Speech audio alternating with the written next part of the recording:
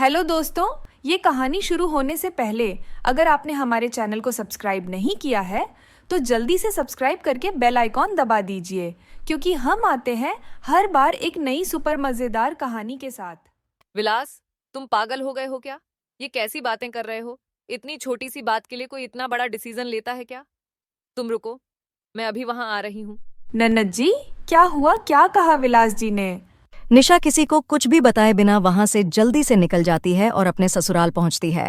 तुम कॉल पे क्या बोल रहे थे कि तुम दूसरी शादी करने वाले हो, वो भी उस बाबा की बहन से? हाँ, मैं उससे शादी करने वाला हूँ। तो तुम अपने होश में हो या नहीं विलास? बाबा ने मुझसे कहा है कि अगर मैं उनकी बहन माही से शादी कर लेता हूँ तो आने वाली समस्या टल जाएगी। उन्होंने कहा है कि अगर मैंने ऐसा नहीं किया तो 3 साल बाद हमारा सब कुछ बर्बाद हो जाएगा। अरे ये तुम कैसी बातें कर रहे हो? एक बाबा के कहने पर तुम इतना बड़ा कदम उठा रहे हो। भविष्य किसी ने नहीं देखा है, तो आखिर उस बाबा ने कैसे देख लिया? मुझे तो पहले से इस बाबा पर शक था, लेकिन मैंने सोचा नहीं था कि बाबा इस हद तक गिर जाएगा। निशा, मैंने तुमको पहले भी कई बार समझाया है कि बाबा के खिलाफ कुछ भी नहीं सुन सकता हूँ। तुम्हें पता है ना कि आज हमारे पास जो कुछ भी है उनकी वजह से ही है। अरे बहुत हो गई तुम्हारी ये बकवास। तुम पागल हो गए हो। सीधे सीधे ये क्यों नहीं कहते तुम्हें उनकी बहन बहुत पसंद आ गई है? ठीक है निशा, तुम्हें जो समझना है समझ लो, लेकिन मैंने डिसीजन ले लिया है। मैं अपने घर बार को बचाने के लिए कुछ भी कर सकता हूँ। विलास का ऐसा रवैया देखकर निशा को बहुत गुस्सा आ रहा था, साथ ही वह रोने लगती है। देखो विलास, अगर मुझसे कोई गलती हो गई है तो मुझे माफ कर दो, लेकिन प्लीज हमारे इतने अच्छे रिश्ते को मत तोड़ो, वह भी एक बाबा के कहने पर। नहीं निशा, अगर मैंने ऐसा नहीं किया ना तो बहुत बुरा हो सकता है, जिसकी तुम कल्पना भी नहीं कर सकती। नहीं विलास, मेरी बात को समझो। और निशा अपने पति को बार बार समझाने लगती है, लेकिन विलास था कि अपनी पत्नी की एक भी नहीं सुन रहा था। इससे निशा बहुत ही दुखी हो जाती है। वहीं थोड़ी देर बाद निशा फोन करके अपने मायके वालों को भी सारी बात बता देती है। हे भगवान, पता नहीं मेरी बेटी के साथ क्या हो रहा है। इतनी अच्छी खासी जिंदगी चल रही थी उसकी, पता नहीं किसकी नजर लग गई। माँ, चिंता मत करिए, सब ठीक हो जाएगा। हम उस बाबा के बारे में पता लगाएंगे कि आखिर वो है कौन और वो ऐसा क्यों कर रहा है। हाँ बेटा, कुछ कर। आप बिल्कुल भी टेंशन मत लीजिए, हम सब उस बाबा की पोल खोल कर रहेंगे। हम उसके खिलाफ सबूत ढूंढ के रहेंगे। हम अपनी ननद की जिंदगी को बर्बाद होने नहीं देंगे। अनामिका और केशव उस बाबा के बारे में पता लगाने में जुट जाते हैं। इसी बीच एक दिन निशा की दोस्त नेहा केशव और अनामिका की दुकान पर आती है। वहीं केशव वहां नेहा को देखकर बहुत गुस्सा होता है और मुंह घुमा लेता है। मुझे पता है केशव कि तुम मुझसे गुस्सा हो, लेकिन मैं निशा को अब नहीं भड़का रही हूँ, क्योंकि मुझे पता चल चुका है कि तुम्हारी पत्नी बहुत अच्छी है और इनकी जैसी पत्नी तुम्हें कहीं नहीं मिल सकती। शुक्रिया नेहा जी। और केशव जी, आप मुंह मत फेरो, नेहा से बात कीजिए ना। मैं तुम दोनों को कुछ बताना चाहती हूँ, लेकिन तुम दोनों गुस्सा मत होना प्लीज। मैंने जो उस दिन किया उसके लिए मैं बहुत शर्मिंदा हूँ। अरे बताइए ना, क्या हुआ? हाँ बोलो। वो केशव, तुम्हें याद है ना, तुम्हारे बर्थडे के दिन तुम्हें एक गिफ्ट बॉक्स मिला था जिसमें एक पर्ची थी। वह पर्ची मैंने ही तुम्हें भिजवाई थी। दरअसल मैं तुमसे बहुत प्यार करती थी और मैं चाहती थी कि तुम मुझसे बात करो। क्या? लेकिन बाद में मुझे रियलाइज हुआ कि मैं तो अनामिका की जगह कभी नहीं ले पाऊंगी, और ये वीडियो भी मैंने ही वायरल की थी। प्लीज मुझे माफ कर देना। क्या? वो तुमने? हाँ, आई एम सॉरी। मुझे पता है कि तुम दोनों मुझे कभी माफ नहीं करोगे। नहीं नहीं नेहा जी, आपको अपनी गलती का एहसास हो गया, ये बहुत अच्छी बात है। Thank you so much Anamika, तुम बहुत अच्छी हो और एक अंडरस्टैंडिंग वुमन भी हो। अच्छा नेहा, अब ये बताओ कि समोसा खा लोगी ना? हाँ हाँ जरूर। तो इस बात को कुछ दिन बीत जाते हैं।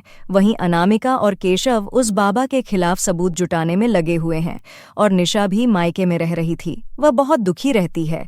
इसी कारण उसकी माँ राधा काफी परेशान हो गई थी। बेटा, उस बाबा के खिलाफ तो कुछ सबूत ही नहीं मिल रहे हैं, अब क्या होगा? हाँ माँ, पता नहीं क्या होगा मेरी शादीशुदा जिंदगी का। चिंता मत करिए ननद जी, कुछ दिनों में वह सलाखों के पीछे होगा। आप चुप रहिए। आप सिर्फ बात ही कर सकती हैं, लेकिन कुछ कर नहीं सकती हैं। निशा के इस व्यवहार से अनामिका दुखी हो जाती है। निशा, कम से कम इस टाइम तो अपनी भाभी पर इतना गुस्सा मत करो। जाने दीजिए, और निशा गुस्से में चुपचाप अपने कमरे में चली जाती है। अरे बेटा, अभी उसकी जिंदगी में कुछ भी सही नहीं चल रहा है, इसीलिए बेचारी बहुत टेंशन में है। तू उसे मत डांट। ठीक है। खैर तभी वहां नेहा आ जाती है। मुझे पता है कि आप लोग बहुत परेशानी में हो, मैं आप सबकी मदद करना चाहती हूँ। वो कैसे? आजकल सोशल मीडिया का जमाना है और सभी लोग उस पर अपनी आईडी बनाते हैं। मैं उस बाबा से किसी दूसरी लड़की का नाम लेकर बात करूंगी, तो हो सकता है कि बातों ही बातों में वह कुछ उगल दे। ठीक है नेहा जी। हाँ, और अगर आईडी नहीं भी मिलती है तो उसके नंबर पर कॉल कर सकती हो। प्लान के मुताबिक नेहा बाबा को सोशल मीडिया की चैटिंग ऐप पर खोजती है और उसे वहां पर बाबा भी दिख जाते हैं। वह भी किसी और नाम से, वहीं नेहा भी मायरा नाम से उस बाबा से चैटिंग करना शुरू कर देती है।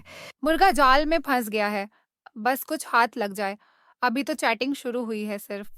नेहा उस बाबा से कुछ दिन तक चैटिंग करती है और आखिर एक हफ्ते बाद बाबा उसे पर्सनल मीटिंग के लिए कहता है।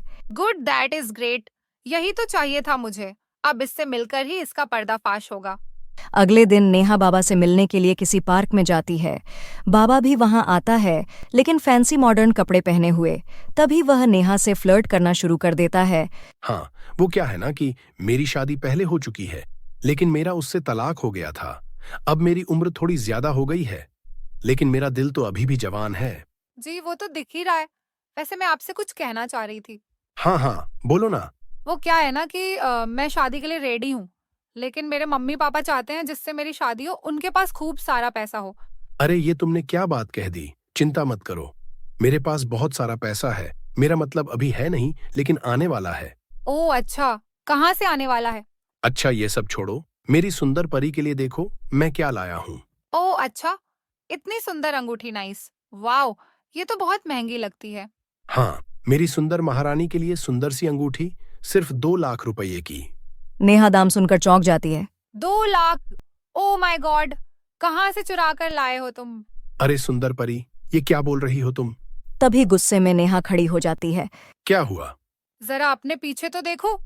और पीछे मुड़ने पर बाबा देखता है कि वहां पर विलास, निशा और उसके मायके वाले बैठे हुए हैं, वो भी इंस्पेक्टर के साथ। दरअसल वे सभी पहले से ही पार्क के कोने कोने में छिपकर बैठे हुए थे।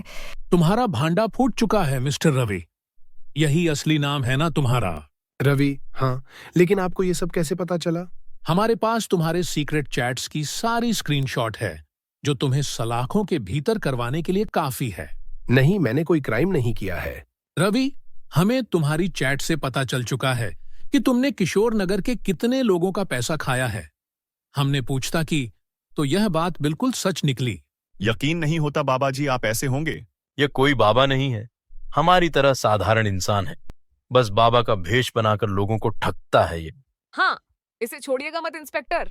तभी ढोंगी बाबा यानी रवि बचकर भागने की कोशिश करता है, लेकिन तुरंत ही इंस्पेक्टर रवि को पकड़ लेता है।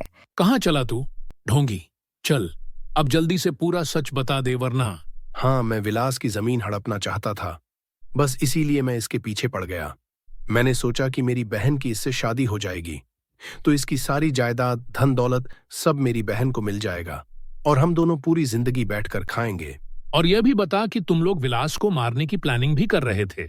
हाँ, मेरी बहन किसी और से प्यार करती है, इसलिए हमारा प्लान था कि कुछ समय बाद विलास को मार देंगे। तुम लोग इतने घटिया निकलोगे, मैंने ऐसा सपने में भी नहीं सोचा था। तुम जैसे लोगों की वजह से सच्चे लोगों की छवि खराब होती है। शर्म आनी चाहिए तुम दोनों को। और हाँ विलास जी, इन दोनों भाई बहन के पास कोई शक्ति या विद्या नहीं है। इन दोनों ने बस छोटा मोटा काला जादू सीख रखा है, जिसके कारण आपको लगता था कि उनकी बातें सच हो रही हैं।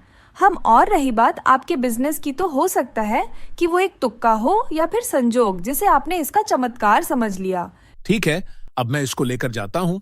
इसके बाद इंस्पेक्टर रवि को लेकर वहां से निकल जाते हैं। वहीं थोड़ी देर बाद माही को भी गिरफ्तार कर लिया जाता है। निशा, मुझे माफ कर दो, मुझसे बहुत बड़ी गलती हो गई।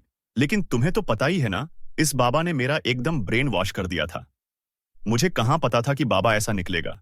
विलास, इस सब में तुम्हारी कोई गलती नहीं है, इसीलिए तो हम लोगों ने उसके खिलाफ सबूत जोड़े, ताकि तुम्हारे सामने सच्चाई आ सके। हाँ, सही किया तुमने, मुझे माफ कर दो। मैंने तुम्हें माफ किया, अब तुम इतना मत सोचो। और वैसे भी मैं भी बहुत जिद्दी हूं, मुझे भी ऐसी सिचुएशन को सही से हैंडल करना चाहिए था। मुझे पता है कि तुम मुझसे बहुत प्यार करते हो और हमेशा करते रहोगे। हाँ निशा, मैं तुमसे बहुत प्यार करता हूँ। और भाभी, मुझे आपसे तो खासकर माफी मांगनी चाहिए, क्योंकि मैं एक बहुत बुरी नंद हूँ। पता नहीं क्या क्या कहती रही आपको।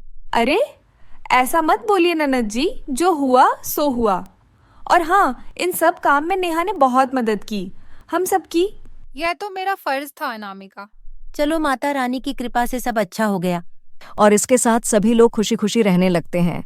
ननद भाभी का रिश्ता भी बहुत अच्छा हो गया था। आपने हमारे चैनल को सब्सक्राइब नहीं किया है तो जल्दी से सब्सक्राइब कर लीजिए। इस वीडियो को लाइक, शेयर, कमेंट करना ना भूलें। फिर मिलेंगे अगले एपिसोड के साथ।